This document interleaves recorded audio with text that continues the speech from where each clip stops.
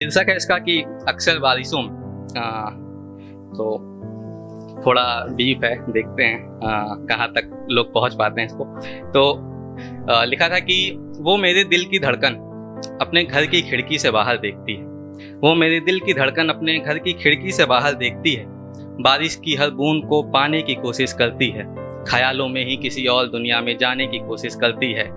इस सुहाने मौसम में उसे खुलकर जीने को मन करता है।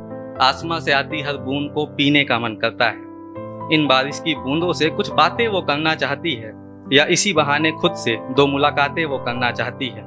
कुछ सवाल हैं जो उसको मन ही मन सताया करते हैं। खुशी के पलों में भी उसको बेवजह रुलाया करते हैं। उन्हीं सवालों के जवाब वो जानना चाहती है, या इनके जरिए खुद को वो पहचानना चाहती है। हाँ, अक्सर बारिशों में वो मेरे दिल की धड़कन अपने घर की खिड़की से बाहर देखती है। पूछती है कि क्यों ये बूंद जमी को पाने की खातिर आसमां को छोड़ देती है। पूछती है कि क्यों ये बूंद अपनी जमी को पाने के खातिर आसमां को छोड़ देती है, जिनसे पाती है वजूद अपना। क्यों किसी और की खातिर उन्हीं बादलों से रिश्ता तोड़ देती है। और अपने इन सवालों से थोड़ी परेशान वो हो जाती है, पर जब मिलते हैं जवाब तो हैरान वो हो जाती है।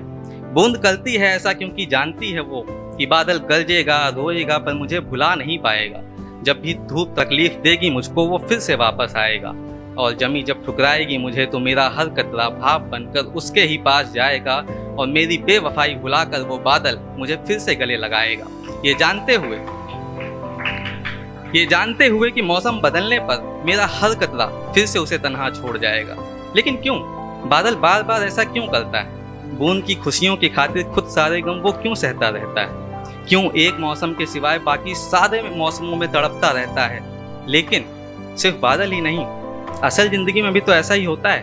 एक बूंद कहीं खुश होती है तो एक बादल कहीं रो देता है। एक बूंद किसी को पा लेती है तो एक बादल अपना सब कुछ खो देता है। बस वो बूंद बेवफा बन जाती है और उस बादल को दीवाना सब कहते हैं। लेकिन सच तो यही है कि जो बादल करता है शायद उसी को सच्ची मोहब्बत कहते हैं।